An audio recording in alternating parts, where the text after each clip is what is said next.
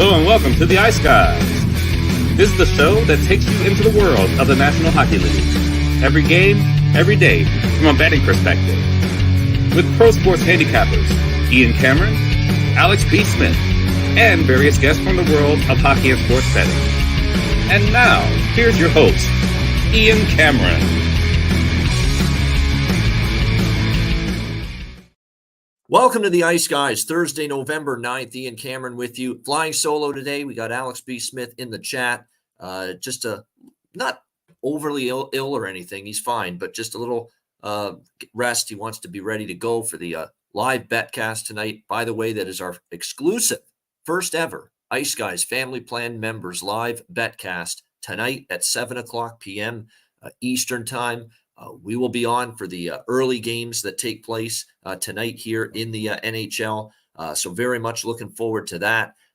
We've got, I think, upwards of over 60 family plan members and subscribers, plus our Patreon page members as well. All will be invited to take part in tonight's first ever exclusive betcast. And again, you must be a member on the family plan. As a YouTube channel family plan subscriber and member, or a Patreon page member, in order to not only watch the betcast tonight starting at 7 p.m. Eastern, but also join us live on the stream as well. So looking forward to it very much. We are all set and we are ready to go for tonight's betcast, and looking forward to it. I'm excited to see what kind of turnout we get. You know, the first time we've done one of these bonus betcasts exclusively for our members of the channel. So I'm excited to see how it turns out. We've got some pretty good games in the early slate. We'll be on for the 7 p.m. games, the 7:30 p.m. Eastern games. And depending on how the Arizona, St. Louis, Nashville, Winnipeg games are going, we might stay on for the end of those, but definitely the early games at least for tonight's betcast. So make sure you join us. And again, what we will do is prior to 7 p.m. Eastern tonight, I will post the YouTube URL, the YouTube link for the betcast in the community tab for family plan members. Only they will be able to see it. That is what you would click in order to watch the betcast tonight at 7 p.m. Eastern time. And then, of course, you'll be able to access the chat, watch the betcast, and then, you know, you're able to basically get an invite to join Alex and I on the betcast from that point. So very much excited and looking forward to that exclusive betcast. Last night we had 3 games in the NHL. The Toronto Maple Leafs with a horrendous defensive nightmare of a game against the Ottawa Senators, and it was really bad in the third period when things really became unraveled for them. And credit to the Ottawa Senators. This is a team that was desperate, sense of urgency. They were not happy with the way they were playing, and they played like it last night.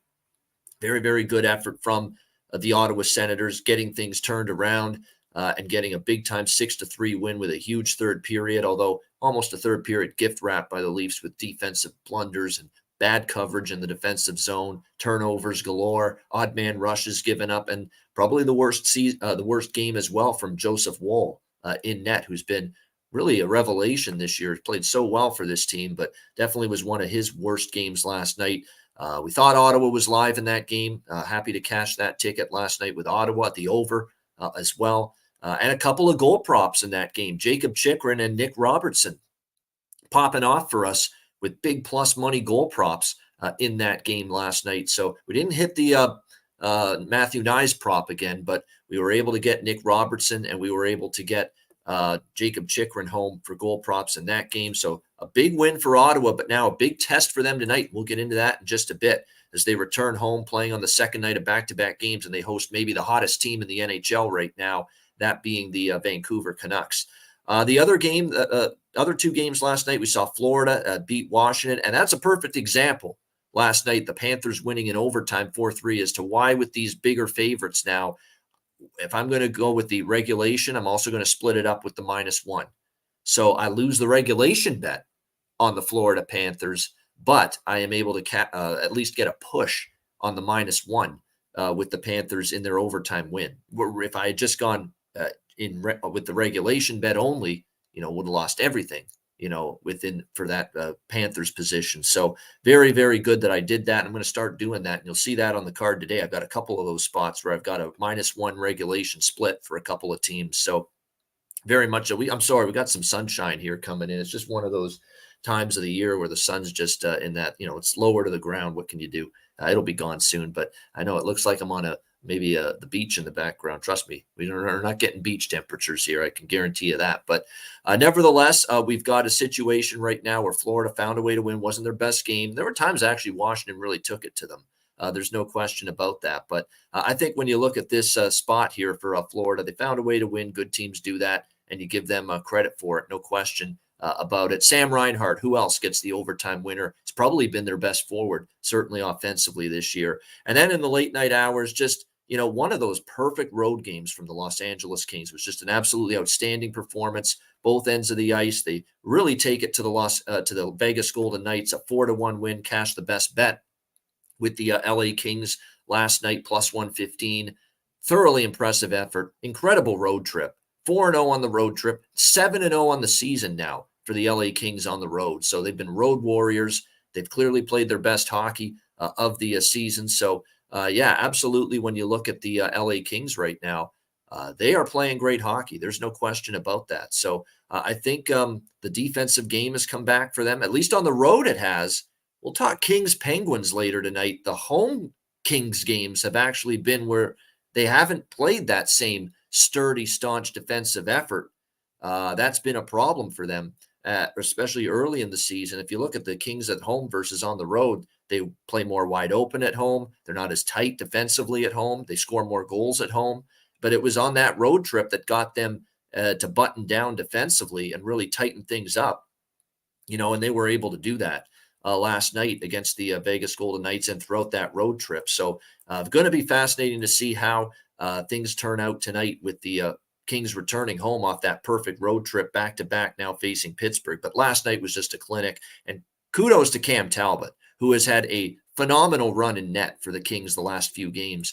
He's been great. It's some of the best hockey we've seen from him in the last few years. And congratulations to Anze Kopitar, who scored his 400th NHL career goal last night with that empty net goal to seal the game for the LA Kings. So credit to him, an outstanding career, a surefire, no doubt about it, Hall of Famer when his career ends. And absolutely an outstanding turn of events for him getting the 400th goal in his career for the LA Kings last night. So this is a huge card. Let's go right into it. We'll start with, I think, one of the matchups of the night, especially now with Ottawa looking better last night. Remember, we thought a lot of Ottawa coming into the year. We thought they'd be better. They've had their struggles. They get a big win to snap out of it last night, but can they keep it going as they return home here to face the red hot, and I mean red hot, Vancouver Canucks. We've got Vancouver around a minus 125 road favorite here in this game, total 6.5 across the board in this one. Actually, 6.5 and 7s in some other spots. So make sure you shop around. There's a split line as far as the total is concerned. We've got some 6.5s and some 7s here in this game. I think this game's a really hard one to wrap my arms around from a side perspective. I will flat out not bet against Vancouver right now. It's just not going to happen. They're that impressive. Quinn Hughes, Elias Pettersson have been phenomenal. Brock Besser, a big-time offensive bounce-back season for him. The additions of Ian Cole and Carson Soucy, two stay-at-home veteran defensemen who don't mind playing a little physicality as well, have made a big difference, much greater depth on the blue line for this Canucks team. They're getting just incredible goaltending from Thatcher Demko early in the season, and they're playing well. And they're not a team I want to step in front of. That being said, there's something to be said about a team that goes through the abyss, has this incredible slide, struggles galore. Everybody turning on the team, the fan base chanting for DJ Smith to be fired, just everything going wrong. Injuries on the blue line, can't find a way to win a game. And then you have that kind of third period last night against the Toronto Maple Leafs, where you answer the bell, you find a way to put together one hell of a great third period to win that hockey game. Really, both ends of the ice. It was a great third period from the Ottawa Senators. They made Toronto look foolish in their own zone. Just some brilliant offensive plays that were made. Giroux, incredible. Tim Stützle had a great game last night. I mean, everybody really up front. The two big-time blue liners as well for the Ottawa Senators were outstanding last night. Chychrun and Sanderson. And they have to play a shit ton of minutes, too, for this team because of some of the injuries that they have had for them lately. But there's something to be said about that big-time win in terms of giving a team positive momentum when they didn't have any before. And so there could be a springboard from last night to tonight for Ottawa, where I could see them carrying over that momentum and giving Vancouver a hell of a tough game and maybe even winning tonight. It would not shock me to see that from the Ottawa Senators here tonight in this game. And let's be honest, this is a team that we thought was going to be better than they've been the last few games prior to the win last night against Toronto. We thought this would be an improved team. We thought this could be a team that would make the playoffs this year because of what they have now, the growing improvement with Sanderson and getting Chychrun last year at the trade deadline. And obviously we thought, Korpisalo was going to upgrade the goaltending, and we knew they could score up front with the forwards they have.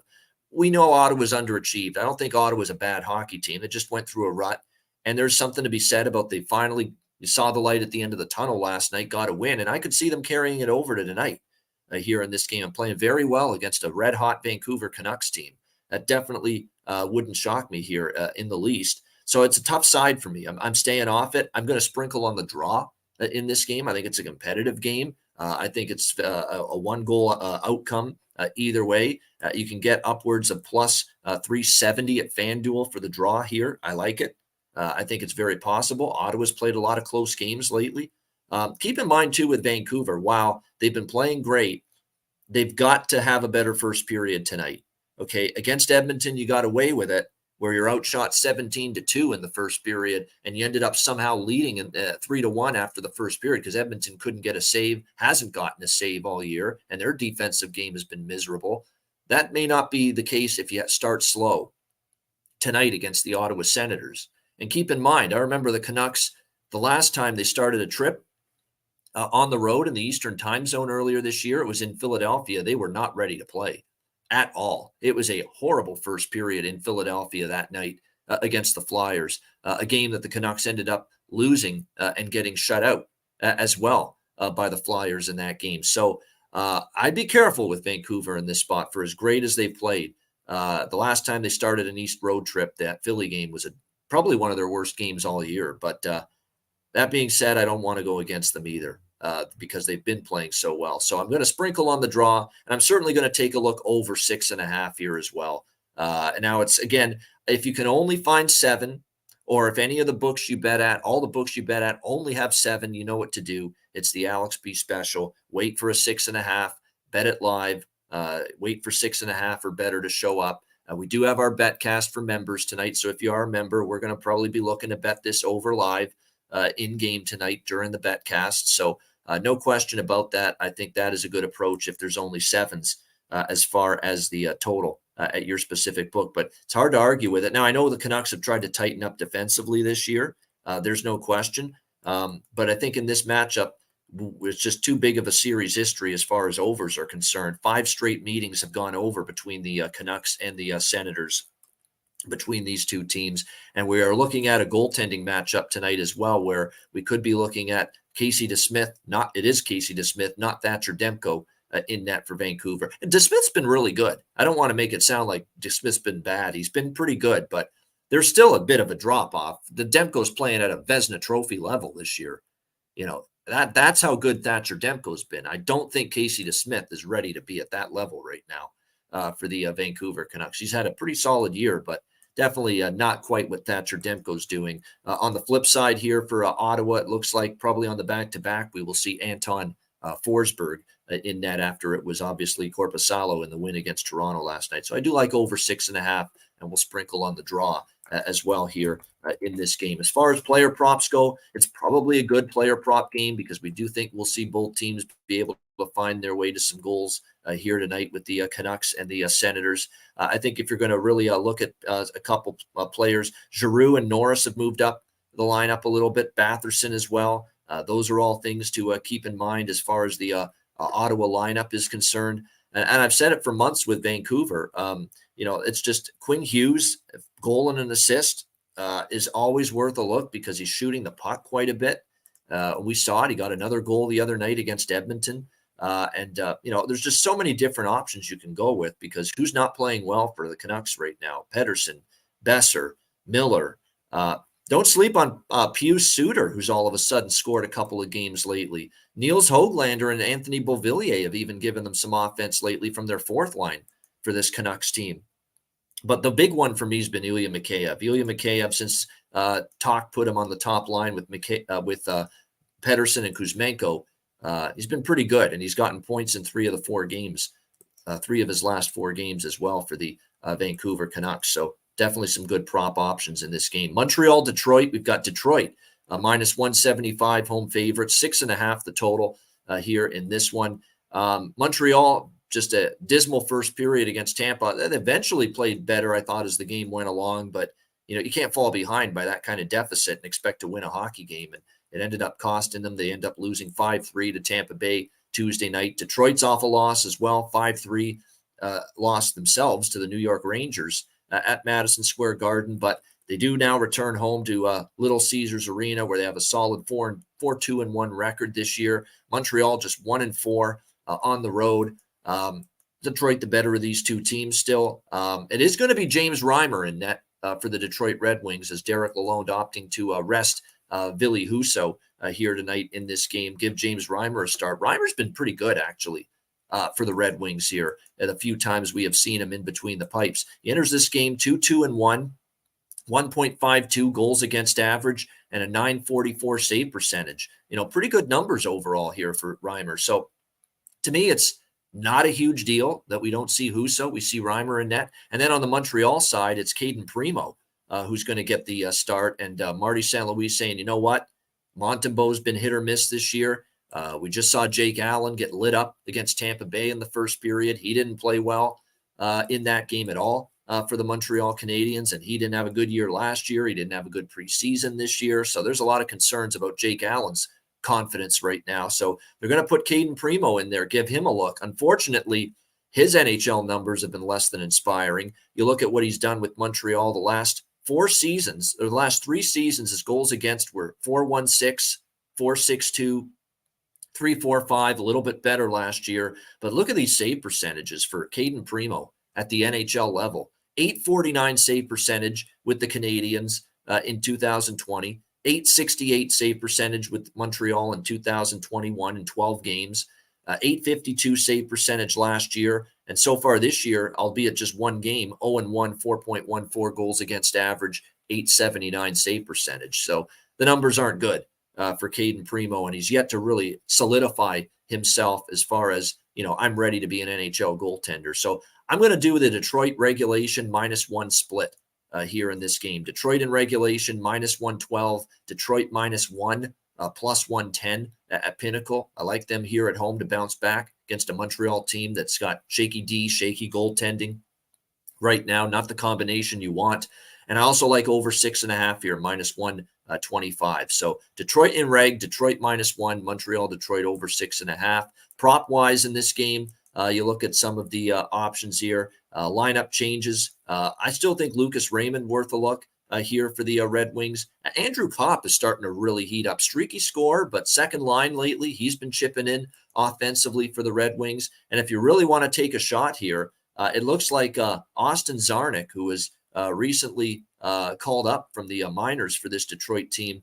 Unless this is an error, I don't think it is, though. He looks like he might be on the second line tonight for the Detroit Red Wings in this game. So that is definitely something to keep in mind regarding this game. So we may see Austin Czarnik get on this. If he does, if this is a confirmation, he's on the second line, there's big value with his props. There's no question because his price, to score a goal, for instance, tonight will be in the plus, $750. So if this is indeed true, I'm going to sprinkle on some Austin Czarnik props here tonight, if indeed he is in the lineup for the Detroit Red Wings in this game. Keep in mind with the Red Wings here, it looks like Robbie Fabry. This is unbelievable here with Robbie Fabry. Robbie Fabry came back against the Rangers, not playing tonight, a lower body injury. He's going to sit out. I guess they're trying to be a little bit careful here, but my goodness, 1 game, and now we got to sit him out again because we got to be cautious with this lower body injury. I mean, it's just, the guy is just, having a hard time staying healthy. It's unfortunate There's no question about that.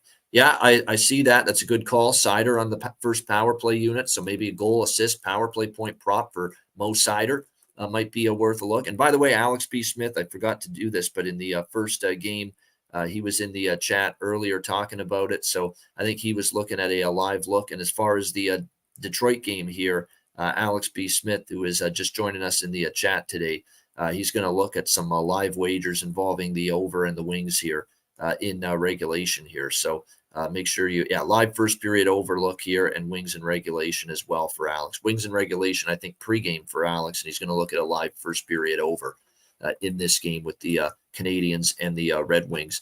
Montreal, if I were to go with someone on their side of it, I'd actually, believe it or not, go with Slavkovsky let us down. If he stays on the top line tonight, though, I would still say come back to it, worth a shot again, as long as he stays with Suzuki and Caulfield on that top line. But the other guy is Sean Monahan. Sean Monahan has been really good lately for the Canadiens. You can make an argument he's been one of their better forwards. And I've never been a big Sean Monahan fan in his career, but he's been very good right now. So, the divine light is shining on me, Evan. I think that's the way it is. But the good news is now I think it should be gone for the most part now. So, there you go. Detroit -1 and regulation split and over 6.5 for me with that game. All right, Minnesota and the New York Rangers. This is an interesting one. A lot of money coming in on Minnesota, and I know why that is. I'll get to it in a moment. New York Rangers now down to as low as -120 in this game as home favorites at Madison Square Garden, and the total here sitting at 6, shaded to the over in this game. Although I believe it has moved. It was, and it's funny because it was 6.5 initially, but we have seen some movement here as far as this total is concerned in this game. So, as far as this matchup is concerned here with the Wild and the Rangers, the big news is Louis Domingue. That's right. Louis Domingue is going to be in net tonight for the New York Rangers. Both goalies are hurt. Both goalies are banged up. Now, I don't think in either case they are significant injuries or long-term. They're more day-to-day when it comes to Igor Shesterkin and Jonathan Quick. But they're going to be careful with both of these guys. Lower body injury. It'll be the second straight game where Shesterkin is unavailable. And Quick, the lower body injury for him came in the Detroit game the other night. So no Jonathan Quick, no Igor Shesterkin. So here comes Louis Domingue. Now, Louis Domingue has a boatload of NHL experience. Like, this is not someone that can't come in here and for one game be very good. He's capable of that. Now, the reason why he's not been in the NHL for good is because we've seen some consistency issues with him. There is no question about that. But I think when you look at this matchup here with the Rangers, they just lost to Minnesota on Saturday. Remember, that was the game where they got off to that flying start in that game. And they ended up blowing the lead. Minnesota came back, though. You got to give them credit. Minnesota got better, got stronger. As the game went on. I'll just, what I'm going to do? I'm going to just go on audio until we get this sun situation down for good. So just go in audio for now. If you're listening on the podcast, it's not going to make a big difference anyway. But when you look at it here with the Wild and the Rangers in this game, it was a tough loss for the Rangers. Give Minnesota credit, but for coming back. But any team will tell you, especially a team that has aspirations like the New York Rangers do, of doing some really good things, we can't have a lead like that and not bring it home and not get the 2 points. So to me, it's a good Ranger spot here, a team that they felt they should have beat in Minnesota. Now you get them just recently. So I think in this one, I lean Rangers a little bit. I'll have a little small Ranger bet here, -115 to -120, because I definitely think now this line's moved too much. Like, if you bet Minnesota at +130 or +120, okay, that's fine because you wanted to move on the goalie news that Domingue is in net. I don't think the value's there anymore, just because Domingue's in net. And to me, the Rangers, I would look at their side now that it's down to -115, -120 here in this game. Keep in mind, they've been very good at home, 3-1 on home ice this year, the New York Rangers. Marc-Andre Fleury, by the way, will be in net here tonight for the Minnesota Wild. So Rangers -112 to -115 is what I got, -120 at some other spots. I'm also going to go on the draw a little bit here, +360 in this game. Just a small piece of the draw. This is one of those series history spots where we've seen a lot of tight hockey between the Wild and the Rangers historically. A shootout game, of course, Saturday in Minnesota. That game went beyond regulation. Last year when these teams played at Madison Square Garden, it was back last January, 4-3 Rangers in a shootout. That game went beyond regulation as well. So definitely feel it could be a close one once again between these two teams. And the total being bet up to 6.5. I missed the 6. I actually bet the over 6 a little bit. 6.5. I don't like it as much, but certainly you can make a case. You can make a case for it. There's no doubt. Minnesota, most of their games continue to trend that way. Rangers, not so much. Rangers 7-3 to the under in their last 10 games, but it's hard to ignore series history.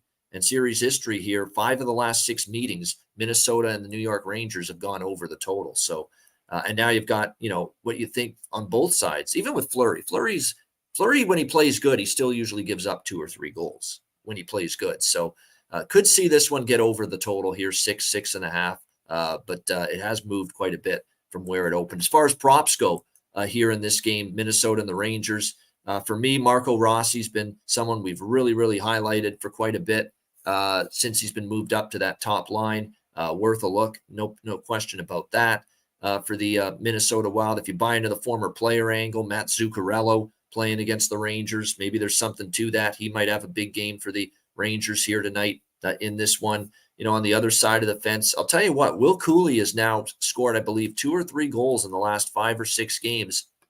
This young kid has really, really started to show what he's capable of for the New York Rangers. So there might be some good value as far as his props for this game on the New York Rangers side. You can bet Kreider and Zibanejad and Panarin, and you can bet the big boys, but when it comes to player props, I look for that value. I look for those better prices with players that are flying under the radar a little bit.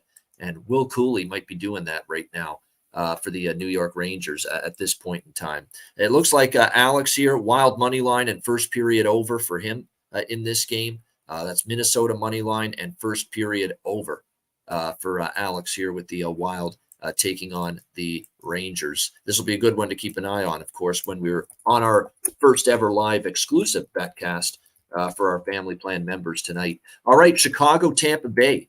We've got Tampa Bay minus 250 home favorites here as they return home from their recent road trip here to Amalie Arena to host the Blackhawks and Connor Bedard. Minus 250 home favorites, 6.5 being the total in this game. This one I don't have much on. I don't. Chicago is a team that on the road, they're 3-4. They've actually got more road wins than home wins, and yet I kind of feel like lately they've played better. That they've been better at home. The 2 home games they played, they beat Florida. I thought they gave a pretty good effort against New Jersey as well. They were in that game, so it's been better for Chicago the last 2 home games. Chicago's one of those teams that they're going to be capable every now and then, to beat a team like Vegas, like they did on October 27th, that Nevada Day game, 4-3. They beat the Golden Knights in overtime, but those spots are probably going to be few and far between. And you look at dominance for one team over another. It's pretty stark what Tampa Bay's done here against Chicago. 8 straight head-to-head meetings for the Tampa Bay Lightning that they have beaten the Chicago Blackhawks in 8 straight, 9 of the last 10. And they've hung some big numbers on this Chicago team. You look at the 8 wins, 6-4, 4-7, 6-5, 4-3. I mean, they basically scored at the very least 4 goals in 8 of the last 9 head-to-head meetings against the Chicago Blackhawks. So, it has been a rough series history for Chicago against Tampa Bay. That being said, how many of those games did Tampa Bay have a little bit better blue line? Probably a bottom 6 that was a little bit more sturdy defensively than what they've got now. So and of course, no Vasilevsky this time around either. Now you get to face Jonas Johansson in net, who has had his moments of really, really good play, but it just hasn't been there each and every night, one game to the next. So what ends up happening here in this game? I think Tampa wins, but the concern is that they're coming off the road. That's never an easy spot. And it's definitely not a price I'm interested in Tampa Bay in any way, shape, or form here in this one. So, and last year, by the way, when these teams met, it was 3-1 Tampa at home, and it was 4-1 Tampa in Chicago in the two meetings last year between these two teams. Alex likes the draw here in this one. I don't think that's potentially a bad look here for this game. This could be one of those games where Chicago's able to hang in there and remain in this game against a Lightning team in a bit of a tricky situational scheduling spot coming off that road trip. Johansson in net for Tampa, that is confirmed, and Mrazek in net for Chicago. That is also confirmed going into this game. So for me, it's a pass right now. Not much for this game other than, and Alex likes the draw here, and he likes his Hawks. He thinks they might find a way to win this, but his official play is on the draw here. And again, make sure you go to FanDuel. If you have access to FanDuel, that is absolutely where you should be betting draw bets as far as these NHL games are concerned, because the line is always a little bit better there. You can get plus 420 at FanDuel. No, it's not 420 as in weed smoking, but we're talking about 420 as in the draw price for this Chicago and Tampa Bay game at FanDuel, where, Pinnacle's only plus, the Pinnacle price is still pretty good, plus 394, but it's not plus 420 like it is on FanDuel. So that's a really, really good price there for Blackhawks and Lightning draw. And it looks like Alex is liking that one here a little bit in this one. All right, next up is we can, by the way, props in this game. I'm going to just basically repeat everything I say every time Tampa plays. Yeah, Hagel. Actually, Hagel I do like. Point, Kucherov, Stamkos, guys like that. Obviously, every night they're a threat. Kucherov's on fire right now. So, you can absolutely bet his props because 10 goals and 12 assists. The last 3 games are just sick what Kucherov is doing. I mean, he scored 4 goals and he's got 11 points in the last 3 games. 11 points in 3 games for Nikita Kucherov, coming into this game. So he's been absolutely on fire. Can't stop him right now. No question about that. But I think when you look at this game here with the Blackhawks and the Lightning, I still stick by it with Barre Boulet and with Nick Paul. These two guys somehow, some way, always try to find the back of the net, and they've done a nice job of that lately for the Tampa Bay Lightning. Brandon Hagel used to be with the Blackhawks, another reason why you may want to look at his prop. But maybe on the flip side, does that turn you toward Corey Perry? Does he become Scory Perry tonight in this game against his former team, the Tampa Bay Lightning? He hasn't been scoring a lot lately. He does have 2 on the year, but he's gone 5 straight games without a goal. But you know how it sometimes works. Corey Perry, playing his old team. It's fun. It's just uncanny how many times we see players step up and find the back of the net, in these kind of spots. So I definitely wouldn't put it past him to be able to find the back of the net. Still might be worth a look here as far as his props go for tonight's game against the Tampa Bay Lightning. All right, next up here, we've got the New York Islanders and the Boston Bruins. Boston minus 130, home favorites in this game. The total 5.5 in this one. And this one definitely, and that's also why the total's at 5.5, but this one definitely feels like a low-scoring battle between these two teams. Other than the Detroit game where Boston kind of had a subpar defensive effort, even with, the 4-game suspension being served by Charlie McAvoy, and this is the final game of that suspension here tonight against the New York Islanders. So he'll be back next game. And even without Matt Grzelcyk and even without Derek Forbort on the blue line, I mean, that's 3 important starting defensemen out for the Boston Bruins. Other than that Detroit game, though, on Saturday, without those 3 guys, they've held their own. They haven't been, totally off the kilter defensively. How many teams, Toronto, how many teams, Edmonton, how many teams when they have any kind, Ottawa, how many times with any kind of absences on the blue line does that blue line just fall apart? Boston hasn't somehow allowed that to happen, other than that one, subpar night they had against the Red Wings. So that's credit to Montgomery. That's credit to the coaching staff. I mean, Jimmy Murphy on our show always raves about how Joe Sacco, one of the assistant coaches for the Bruins, what a great job he does with this blue line, coaching them up, making sure they're in the right position. And, they continue to show why, they can lose 3 starting D and still manage to be competitive be good enough defensively in their own end and still win games. And they're doing that once again. The Bruins now 10-1-1. I mean, to go into Dallas and beat the Stars with 3 starting defensemen out, I mean, that's very impressive. I don't know how you can chalk it up as to anything other than that. It was very, very impressive. There's no question. We'll see if the Bruins can keep it going here against the Islanders. This is another game. Nothing much for me. Nothing on the side. I might sprinkle on the draw. This does feel like a definite overtime potential. Islanders, Bruins, a game that could be pretty close to the vest here in this game. That being said, the Islanders are going to have to play better than they played against Minnesota. And, they haven't played that same Islander D that we have seen in years past. So this has the makings of a potential close game. It is worth noting the Islanders, the one visit they made, actually one of the 2 visits they made to Boston last year, and the game did go past regulation, and it was a 4-3 Bruins win in a shootout. So maybe a little on the draw, and you can find that at plus 330 at FanDuel. But other than that, nothing for me, nothing on the side, nothing on the total. Lean under here in this game, but it's 5.5 for a reason. As far as I'm concerned here with the Bruins and the Islanders in this one. The one thing about the Islanders, if you actually go back and you look at their results so far this year, while they haven't been that same great defensive team consistently, when they've played an over in the previous game, a lot of times they go under the next game. The New Jersey game went under against Buffalo. The Colorado game went over. The next game against Ottawa went under. Over the total in their game against Detroit, and they come back and they shut out Washington 3-0, and the game goes under. So we are not seeing the Islanders play a couple of games in a row where the game goes over the total. Hardly at all. So after a game that I shouldn't say it went over against Minnesota. It landed on 6. It was a push. So, but they're going to want to tighten it up defensively. Boston certainly is capable of shutting down a team that's, struggles consistently to score. And on the flip side, I could see the Islanders trying to be better in their own end. So probably the under is the look here for me if I were to bet the total in this one.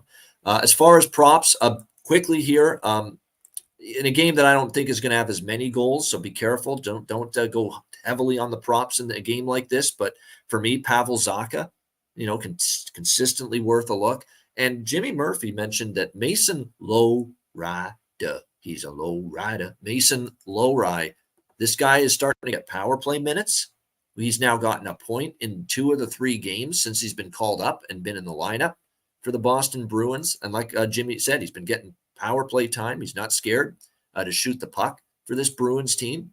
He could really be worth a lottery shot, as far as player prop tonight. Mason Lowry at plus, you can get 13-1 at FanDuel for him to score a goal. Plus 1,300 at FanDuel. Bet Rivers.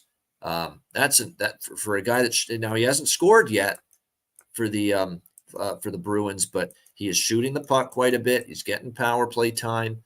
That's not the craziest, lottery shot in the world.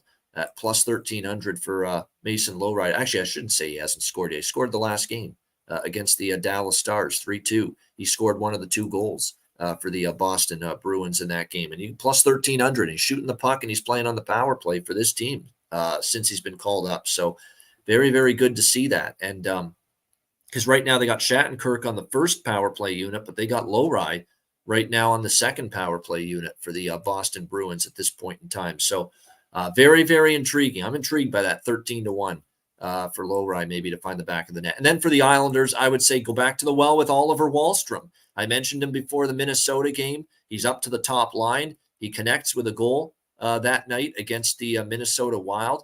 And it looks like he might be back on that top line, assuming Bo Horvat is out for this game. And right now he's a game time decision, Bo Horvat, which means if he's out again, there's no doubt Wahlstrom will be on the top line. So could be a situation where he might be worth a look again as far as a goal prop after cashing one with him the other night in the game against the Minnesota Wild.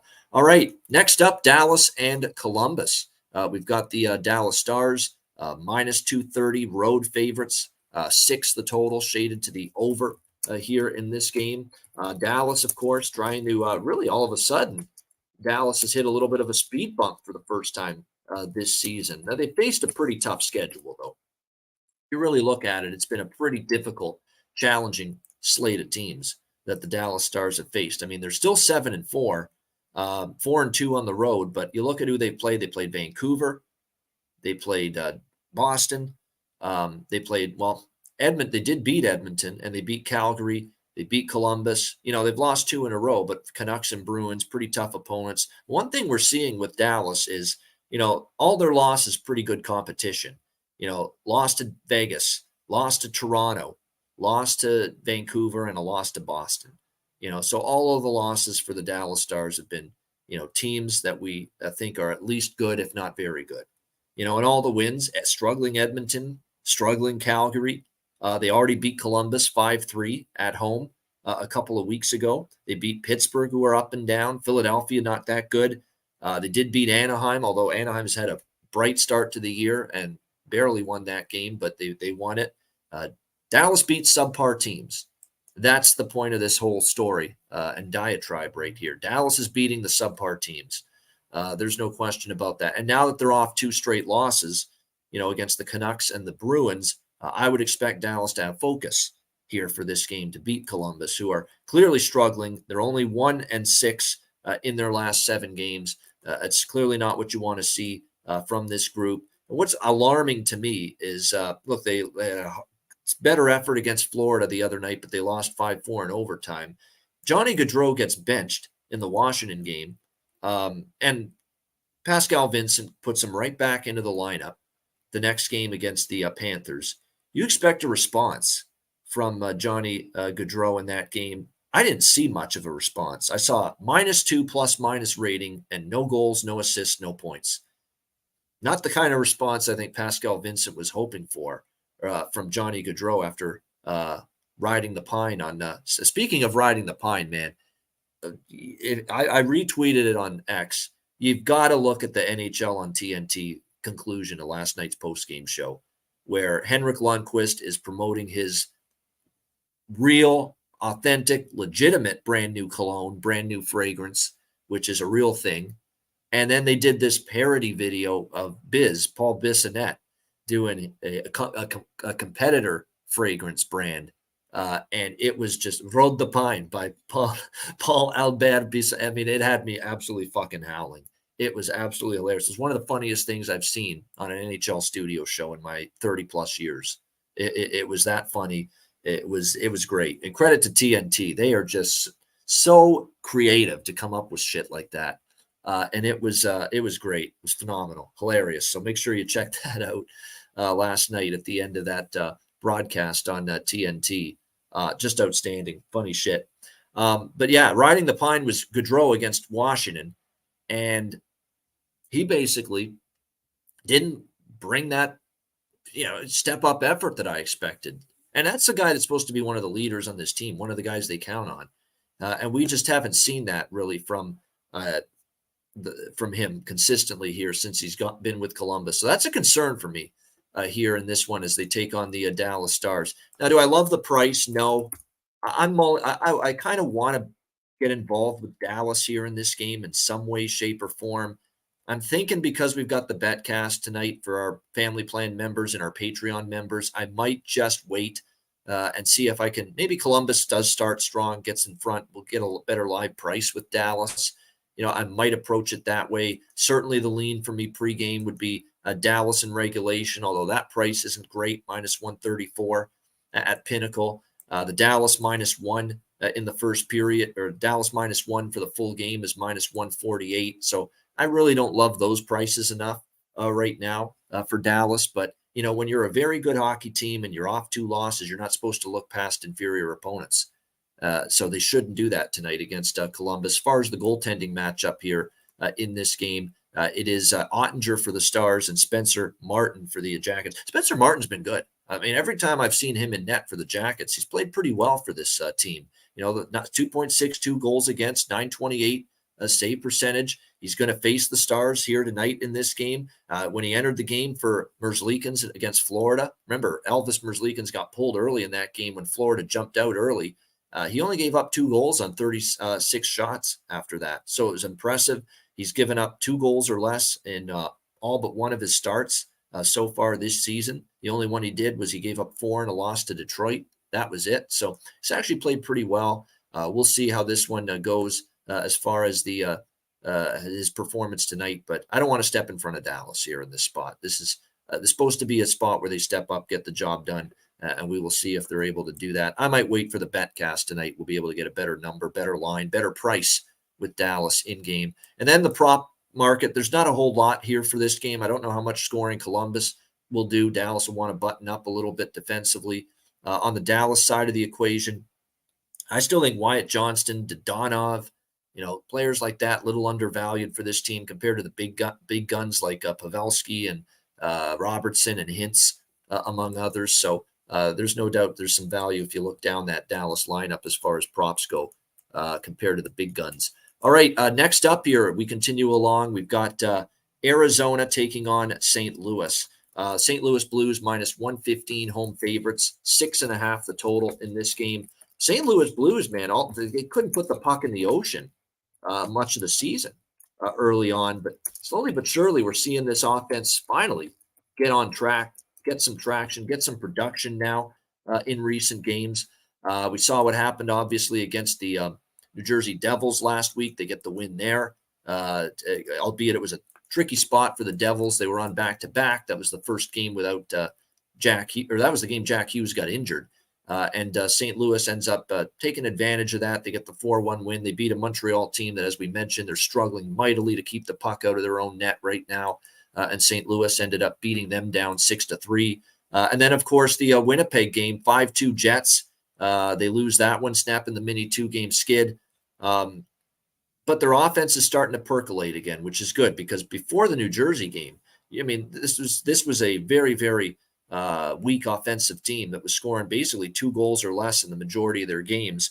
But the last 3 games, they've now scored 12 goals, which is an average of 4 goals per game in those last 3 games. Now they face an Arizona team that, right now Arizona's got some issues defensively. They haven't been necessarily keeping the puck out, playing that staunch, sturdy, shutdown defense in their own zone. We've seen Arizona during the last several games. They give up 6 to LA, 5 to LA. They did have that game where they shut down Chicago, but 4 allowed to Anaheim.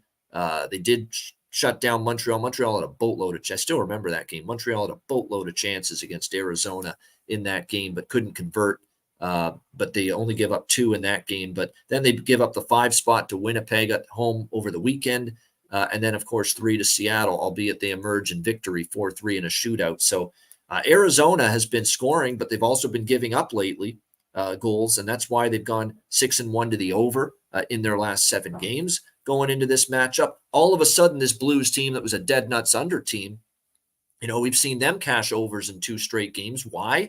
Because their offense has perked up. They've started to score. Robert Thomas has been a big catalyst to that. I think if you're going to look at props, you look at Robert Thomas, you look at Kasperi Kapanen. Those are 2 guys that have stepped up for the Blues. Braden Shen is starting to finally get some offense going, the captain. So there's someone else you could look at. And, I think the Blues are going to be capable of finding the back of the net here, but certainly Arizona can. Joel Hofer, by the way, going to be a net for the Blues. 2-1-1, 3 goals against, 912 save percentage. He has given up at least 3 goals in 2 of the starts. He had the shutout against Calgary, but aside from that, he gave up 3 to Montreal in his last start. And then they faced Arizona actually on October 19th when these teams met last month, and he gave up 6 goals in what was a 6-2 loss to the Arizona Coyotes right here in St. Louis. So that's kind of peculiar that the chief here, Craig Berube, is actually playing Hofer here in this game, knowing that he had a tough night when he faced this Arizona team last month, gave up 6 goals. So absolutely, it's confusing to me, but I think it's a good thing because I like the over here in this game. I think we're safe for now as far as the Sun. The Sun is gone for now. So if it comes back, we'll just go audio only again, but I think we're good for now. I like over 6.5 here at minus 105. I cashed a ticket with Arizona, Seattle over 6 the other night. They look like they're playing a little run and gun. I think more than Andre Tourigny would like, but they're playing a little more run and gun style than you would like. Why wouldn't you? I mean, you're really going to tell a team with Clayton Keller, Logan Cooley, Nick Schmaltz, Barrett Hayton, Carcone, Michelli, Lawson Krause, who's been good lately. You're going to tell these guys, hey, don't try to get your offense. Don't try to get things rolling. That's the way they've been playing. And another thing, too, that points to over is series history. Now, series history, I say series history matters a lot, and 9 times out of 10, it works in your favor.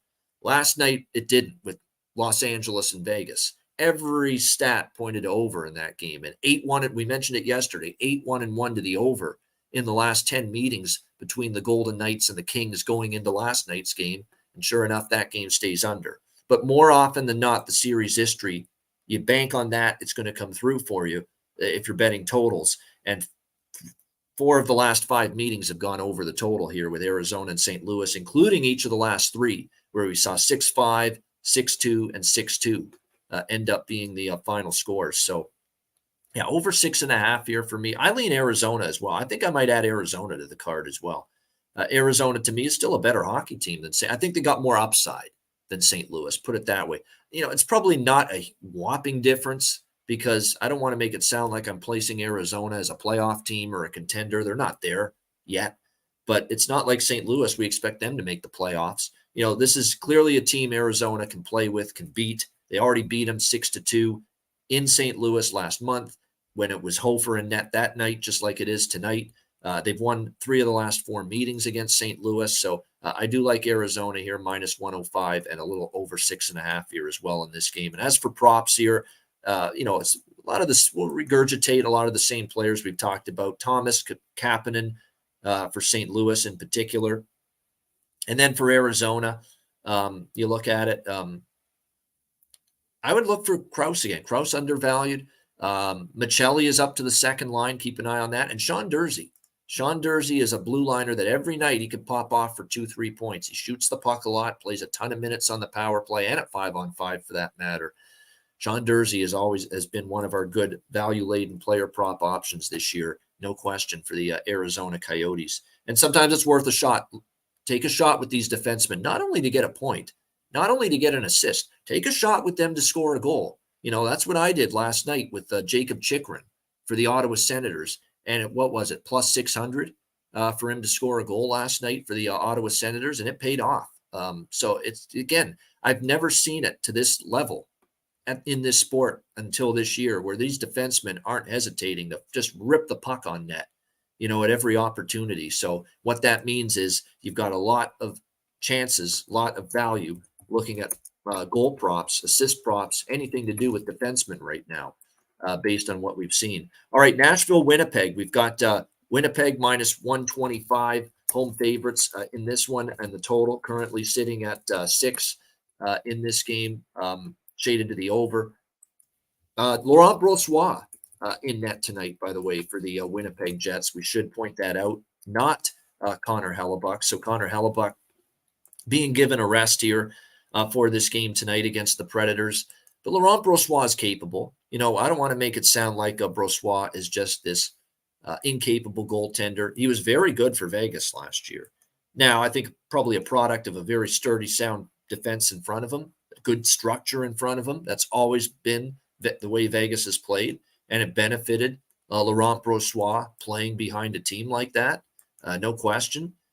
So he is going to get the start. He has only started once this year for the Winnipeg Jets, and he gave up. I believe it was the start against. It was a start against Vegas, his old team. He gave up 4 goals in that game. Golden Knights won 5-3, and I think there was another game. Actually, he did start against Montreal, so 2 starts.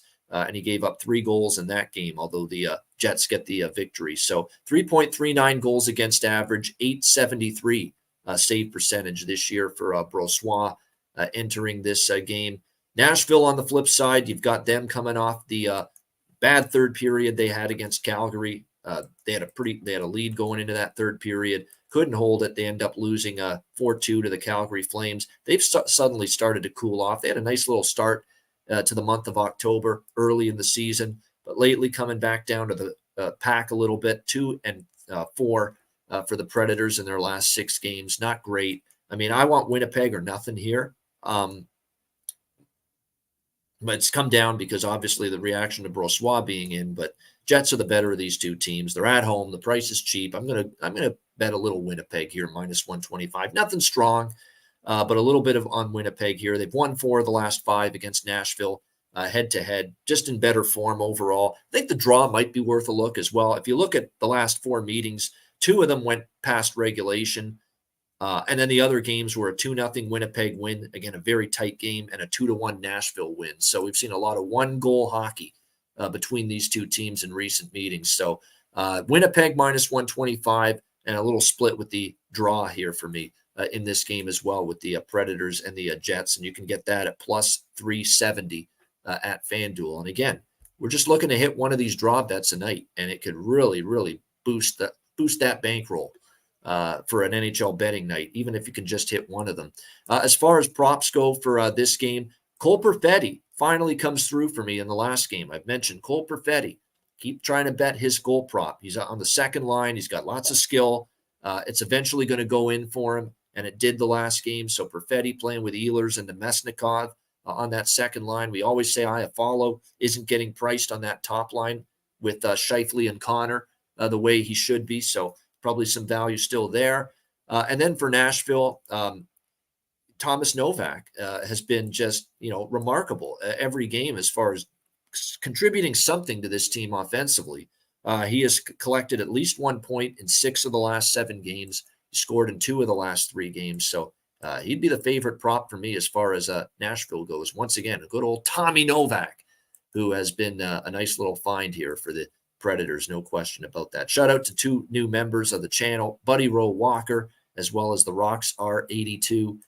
Fantastic. We appreciate you guys being on the family plan subscription. And that means you're eligible to be joining us on the betcast tonight to watch it or join us on the stream and participate on it with us. So absolutely looking forward to that. Our first family plan members only Ice Guys exclusive betcast tonight. Should be a lot of fun for this Thursday card, 7 p.m. Eastern. Get your drinks ready. Of course, as always, I got my beer fridge is stocked up, ready to rock for tonight.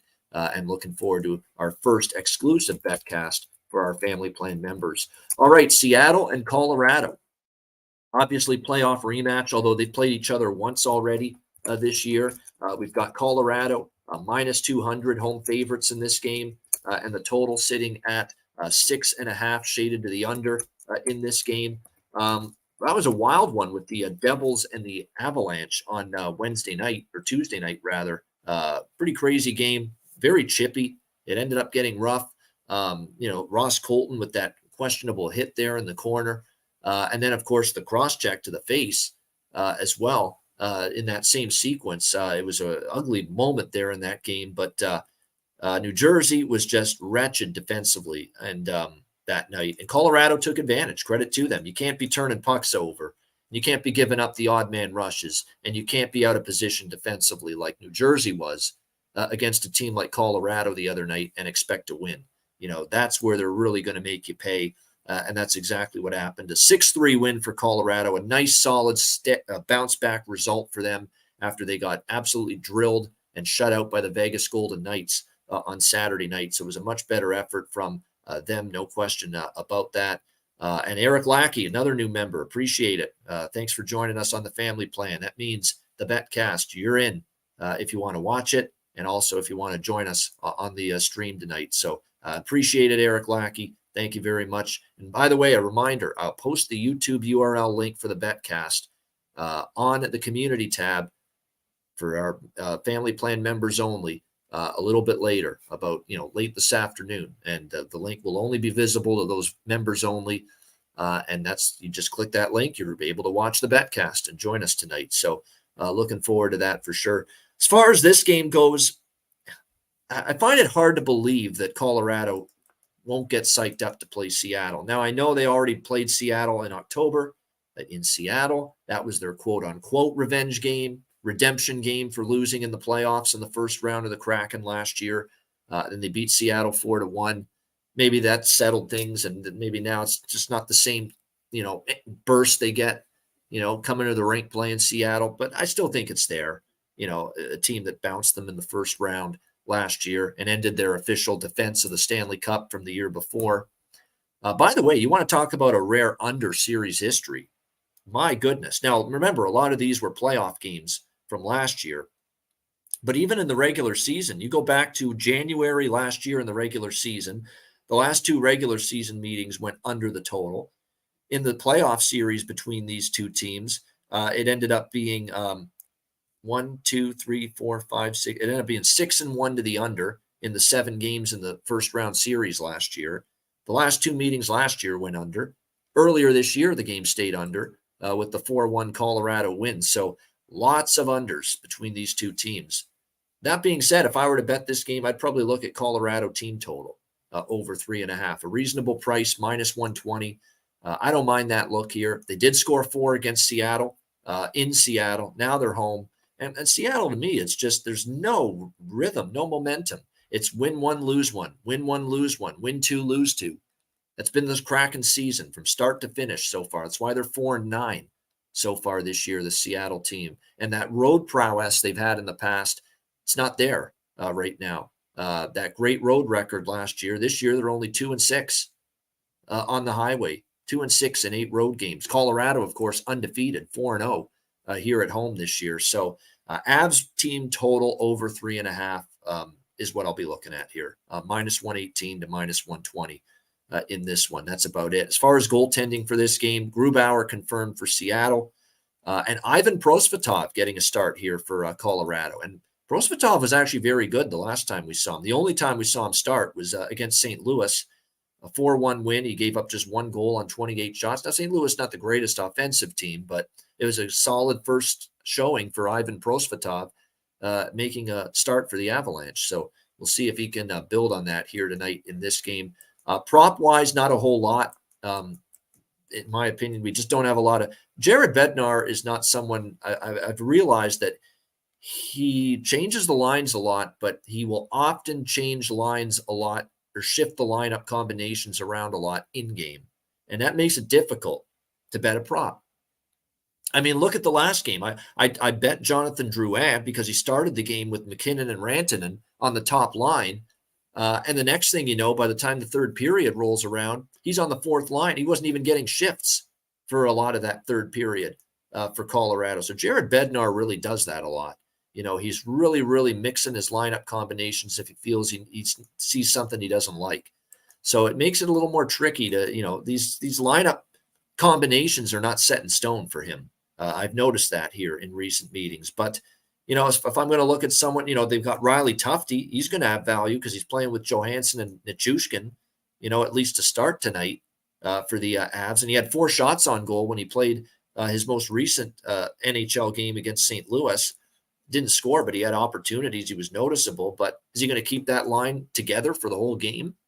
Because really, Jared Bednar has a habit of changing his lines a lot in games. So, but that would be someone that stands out to me for Colorado as far as props go. For Seattle, they did move Yamamoto to the top line last game. It looks like he's going to still be there with Beniers and McCann. So I don't mind that. The question is going to be, do we see Shane Wright, who was called up from Coachella Valley? Will he get a crack to be in the lineup tonight is the question. He has 4 goals, 2 assists in 7 games, by the way, in the American Hockey League with Coachella Valley, the Firebirds team that got to the Calder Cup final last year.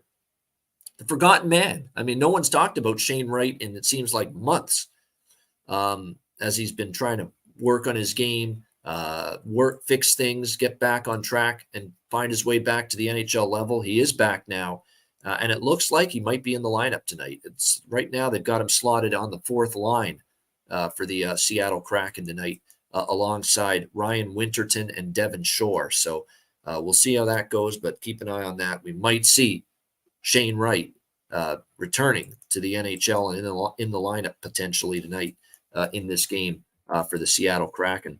All right, Edmonton and San Jose. And this game, I'm hearing way too many people talk about it. And I'm hearing way too many people spend too much time talking about this game. This feels like the whole hockey universe is going to be watching this game. And it's because people are just so bloody fascinated by the plight of the Edmonton Oilers that people are fucking fascinated going into this game thinking, all right, we have to watch this. Could the Oilers be so bad that they could lose to the San Jose Sharks, who look like one of the historically worst teams in the NHL, their first win aside against Philadelphia, which, by the way, Alex and I talked about it. Let's not give San Jose too much credit. 40-22, they were outshot by the Flyers in that game. Philadelphia has no creativity, no elite level finishing ability with the majority of their forwards. Who has an elite level finish for the Philadelphia Flyers? Maybe you could say Konechny a little bit. Outside of that, I don't. Atkinson at times, but other than that, Tippett's more of a meat and potatoes goal scorer. Tip-ins, deflections, traffic in front of the net. A lot of their players score goals that way. I'm talking about, do you have an elite level shot? Do you have an elite level release? Can you move your feet and make plays in tight spaces, stick handling, great deep move, great skating, stride, that kind of shit? Philadelphia can't do that, throughout their lineup. They just don't have players to do that all that much. So, while, Blackwood was great, and defensively it's going to look like, San Jose played better, and they still gave up 40 shots. And to me, if that's 40-22 Tampa, 40-22 Vegas, 40-22, Florida, 40-22 Carolina, 40-22 Boston, name any good team, name any upper echelon team in the NHL that you can think of, and especially a team with some dynamite top six forwards that have skill, finish, and just lethal shots, lethal release. If they're giving up 40-22 shots in those games to those teams, they're probably losing that game 6-1. They're not beating Philadelphia like they did. Let's be honest. That's exactly what ended up happening in that game. Flyers can't finish half their chances that they get. So I don't want to give San Jose too much credit for that. I will say this about Edmonton, because I am going to be on Edmonton multiple ways in this game. But this is one of those games where if they were to somehow lose to the San Jose Sharks tonight, I think there's going to be a trade. I wouldn't even say that Jay Woodcroft is safe. Now, I don't advise for Jay Woodcroft to be fired. I don't think he deserves it. I think he's just caught up in the shitstorm of the way this team is just comprised right now, more than anything else. But there's going to be just a shit ton of changes here potentially tonight. It feels like the dam is going to burst tonight if Edmonton loses this game. But if Edmonton looks great, comes out strong, firing like they did against Vancouver, let me say this right now. If they have that same mentality at the drop of the puck tonight from the opening face-off against San Jose that they showed against Vancouver the other night, they will be up 5-0 after the first period.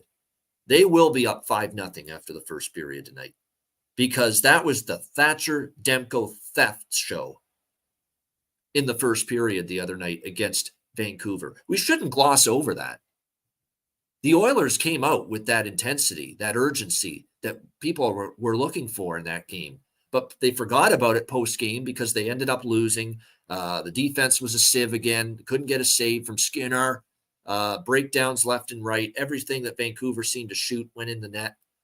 People forgot the start they had in that game where they were all over at Vancouver. At 17-2 were the shots on goal at one point. If they have that same start tonight against San Jose, they will not be trailing after the first period like they did against Vancouver. No, they will not. They will potentially have 4 or 5 goals on the board. If you're Edmonton, you got to show some killer instinct, man. You're better than this team.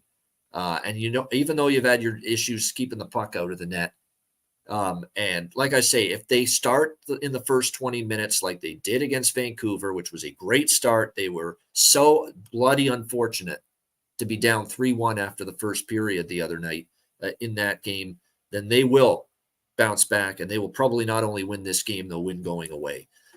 So what I have done, and you're going to need a pen and paper to probably write this all down.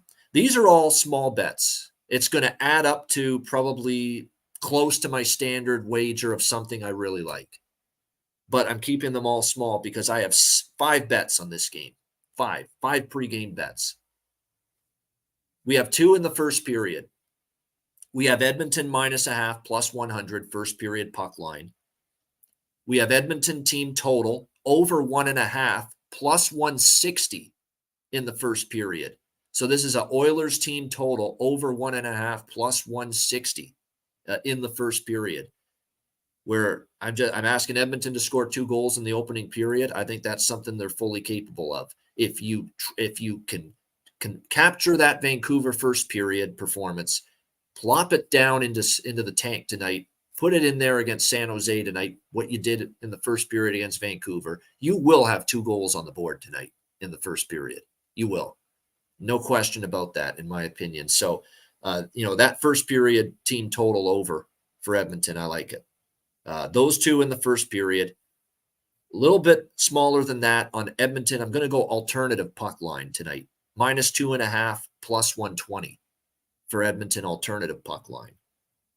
Edmonton team total over 4.5 at +115 at Pinnacle. We're on that. And we're on Edmonton San Jose over 6.5, -135, which I actually really like quite a bit because I think the floodgates could open for Edmonton, but this is still Edmonton's defense. Edmonton's, goaltending, which has been shaky all year. And we did see San Jose finally dent the twine. It wasn't a lot the other night against Philadelphia, but it was enough for them to win that game. So if anything, the Sharks come in here at least feeling, hey, Edmonton's coming in here. We could score some goals finally, maybe, here in this game. So that over 6.5 as well. So there you go. A little Edmonton, first period puck line, first period team total over 1.5, +160. The alternative puck line -2.5, +120. Team total over 4.5, +115. And Edmonton San Jose over 6.5, that's actually a bet that is, for amount wise for me, is as much as all of those Edmonton bets combined here in this game. Because I think Edmonton's got an excellent chance to explode for 4, 5, 6 minimum. And then you just need, 1 or 2 from San Jose and you're gold, as far as the over is concerned in this game. So splitting it up with 5 different positions here pregame with this Oilers and Sharks game. And then as far as props go tonight, normally I look for the value. Normally I would say if I'm looking at Edmonton props, I'd look at and by the way, we're seeing some big time shakeups here with the lineup for Woodcroft. Sam Gagner, Evander Kane, and Ryan Nugent-Hopkins, they look like they've been demoted to the third line. Nuge and Kane, they look like they're down the lineup here tonight for the Oilers. So a big time shakeup there. Second line is going to be Draisaitl with Foegele and Holloway. And there's your 2 value guys right there, 100%. Foegele and Holloway. Flanking Leon Draisaitl tonight on the second line. So Warren Foegele +310 to score a goal tonight. Dylan Holloway's got all the skill and talent. He just hasn't gotten minutes. He hasn't gotten opportunity. He's been bad defensively as a forward, which has cost him ice time. That's why Jay Woodcroft's had him banished to the 4th line a lot in the last couple of years because he's just not been a defensively responsible forward. That has been a problem with him and the coach with this Oilers team. But he's given Holloway a real good chance tonight. Second line alongside Leon Draisaitl here tonight. And you can get upwards of +550, +525 for Dylan Holloway to score a goal tonight here in this game. So those are great value. You could go to the big boys because they need to show up. They need to play great for 3 periods tonight, answer the bell. And of course, I'm talking about Leon and Connor McDavid. And here's another one too. McDavid with Hyman on the right side and Ryan McLeod. That's right. Ryan McLeod on the left side on that top line tonight for the Edmonton Oilers. This is a guy that doesn't have a goal this year, and he has just 1 assist. Now, that 1 assist came a couple games ago against Nashville, but it looks like we're going to have him on the top line tonight for the Edmonton Oilers. So if they come out and they mean business against a team they should bury, quite honestly, you've got great value with those 3 guys, with Holloway on the second line, with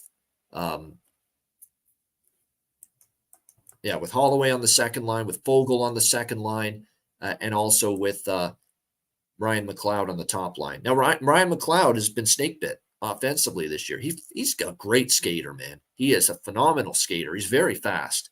So it's one of these deals where, and I've seen this before, all skating ability, no fish. You know what it reminds me of? He played for the Flames many, many years ago. I think he played maybe for another team or 2 as well. Matthew Lombardi, back in his days when he played with the Flames. This is a guy that skated like the wind. Incredibly gifted skater. Fast, powerful, incredible strides, great burst, through the neutral zone. He could skate circles around people. and just had no finish. None. Could not put the puck in the net consistently. Skate like the wind, could not put the puck in the net consistently. What was his career high in goals in the NHL? I'm looking at it now. He had a 20-goal season with Calgary in 2006, 2007, Matthew Lombardi. Other than that, he had a season with 6 goals, 9 goals, 5 goals. He had a 19-goal season with Phoenix, and they were called Phoenix at the time. Yeah, Matthew Lombardi. That is the guy that stands up. That's what I think of when I see Ryan McLeod. He can skate like the wind and has no finish, no ability to score goals consistently. So it's a great comparison. Ryan McLeod and Matthew Lombardi from many, many years ago. Goaltending for this game, obviously the Sharks, no surprise, going back to Blackwood. And, with Jack Campbell put on waivers, they, boxed themselves into a corner, Edmonton. They got to go to Skinner. You're not going to put Calvin Pickard, in as a starter, in a game of this magnitude. So it is going to be Stuart Skinner tonight here for the Edmonton Oilers as far as their goaltending. And yes, the eyes of the hockey world will be on this one because everyone is just frothing at the damn mouth to see what the Edmonton Oilers do and how they respond tonight in this game against the San Jose Sharks. All right, last game on this Thursday card, Pittsburgh Penguins, Los Angeles Kings. We've got LA minus 125, home favorites, total 6.5 here in this game. This is going to be, look, Kings are playing great. Kings are playing awesome. Cashed a ticket with them last night. Best bet winner. Vegas or LA plus 115 against Vegas. Very happy. And I love that spot. Love that price. Road Warriors now 7-0 on the road. But man, they just swept that road trip.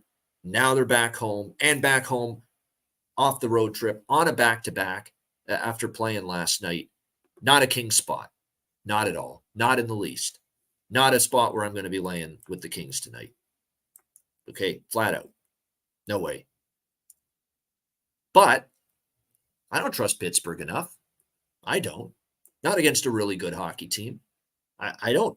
I just don't trust them flat out.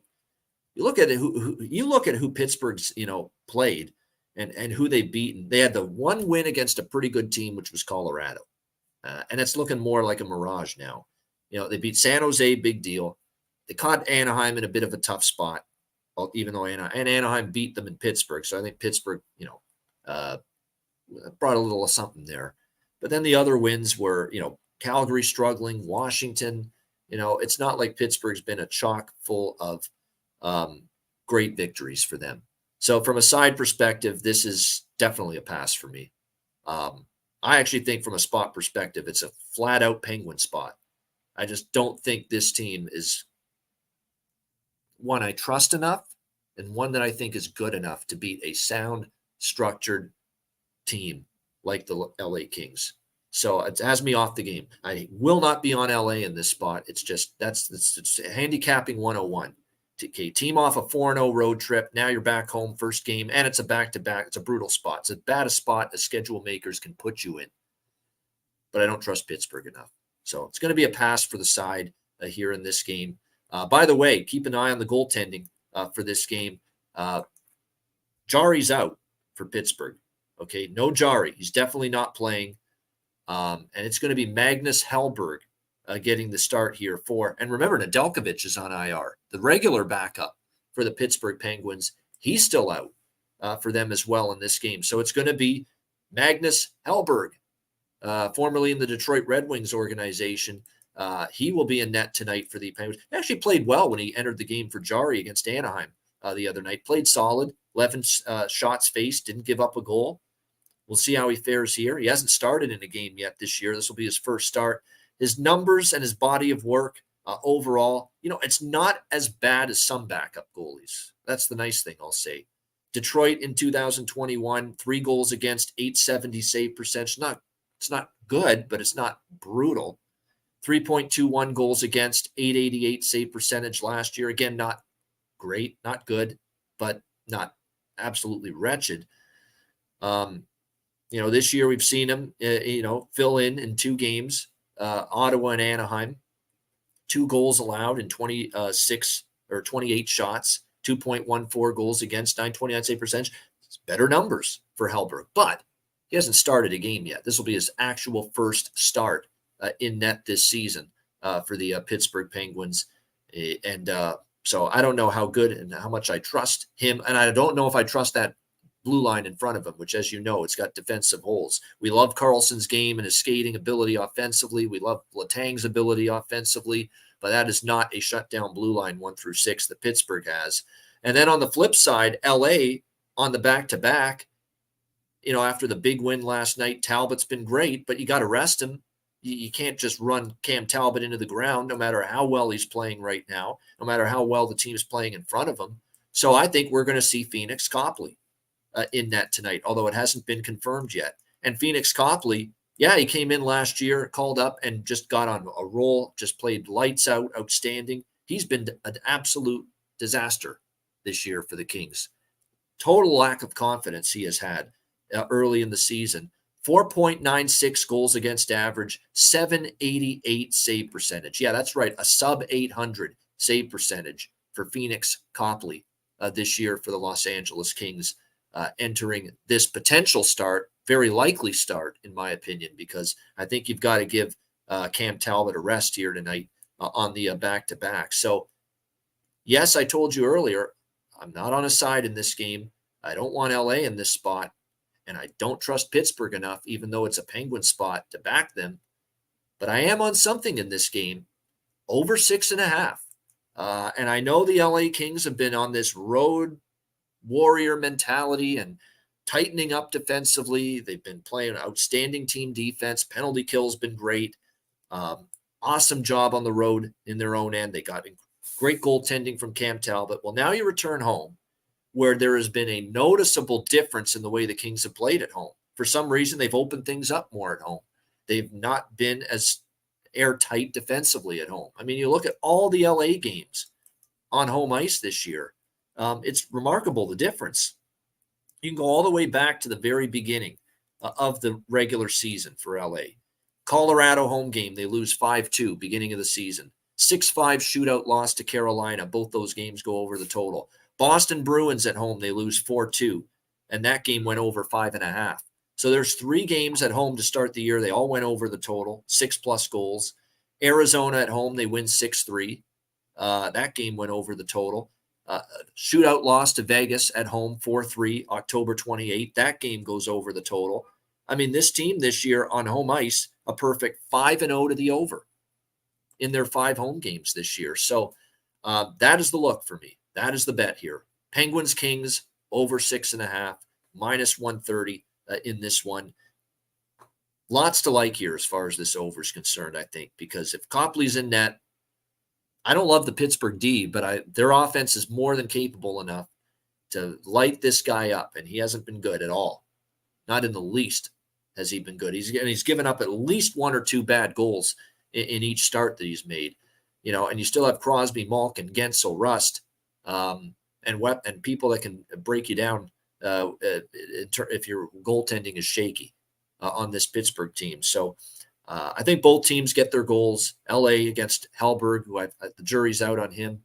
And on the flip side, LA's also played a little more wide open style at home. I don't think they want to play that way. I don't think they set out to play that way on home ice, but that's just the way it's been. So yeah, over 6.5 here for me in this game, -130. Penguins and Kings, and what very well could be a battle of backup goaltenders. As far as props go, I'm going to stick to the same guys I mentioned last night. LA, Trevor Moore scored again. He's always worth a look. Byfield on the top line. Arthur Kaliev has been moved up to the second line. So they're all good player prop looks for the LA Kings. And then for Pittsburgh, I'll tell you, I'll throw it a sleeper. We talk all the time, Gensel, Crosby, Rust, Riley Smith, Evgeny Malkin, Raquel. You know who's really started to light things up offensively here? 2 goals in the last 3 games, 3 on the year, but 2 of them have been in the last 3 games. Radim Zohorna. It's a guy that was in the Calgary organization last year. This is a guy that's now here in Pittsburgh. He's playing on the third line, but he now has scored in 2 of the last 3 games. He's gotten himself to the front of the net. That's where you score goals in this league. And you can get Radim Zohorna tonight for Pittsburgh plus 650, to score a goal here at FanDuel. So, Radim Zohorna worth a look here, in my opinion, definitely.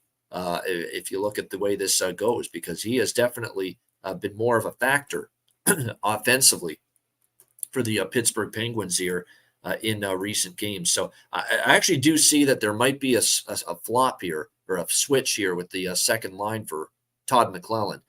Alex Laferriere, he might go up to the second line. Kaliev might get dropped to the third line.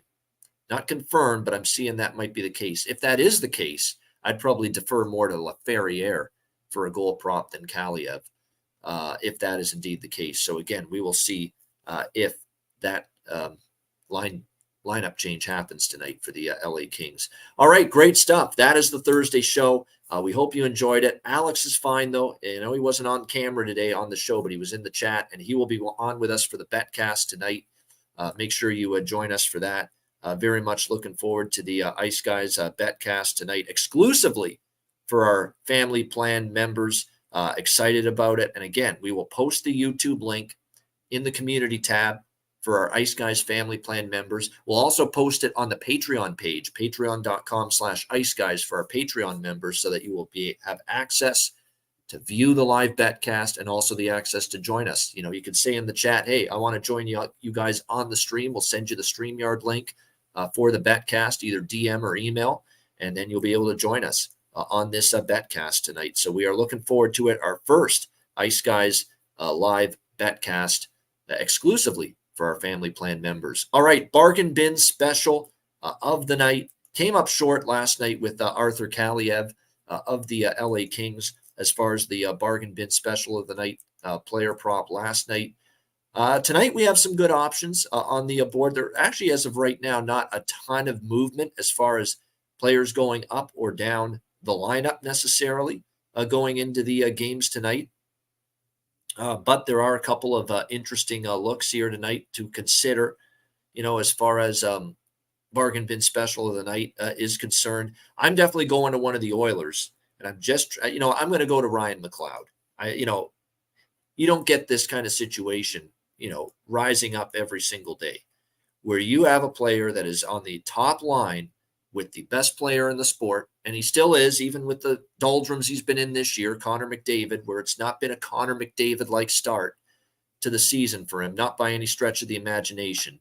But there just aren't many instances when you're going to be able to bet a player prop involving a forward on the same line as number 97, Connor McDavid, at a price like this. And we're talking plus 420 at Caesars for Ryan McLeod of the Edmonton Oilers to find the back of the net tonight. So that's what we'll roll with tonight. Ryan McLeod, Edmonton Oilers, plus 420 for my bargain bin special of the night.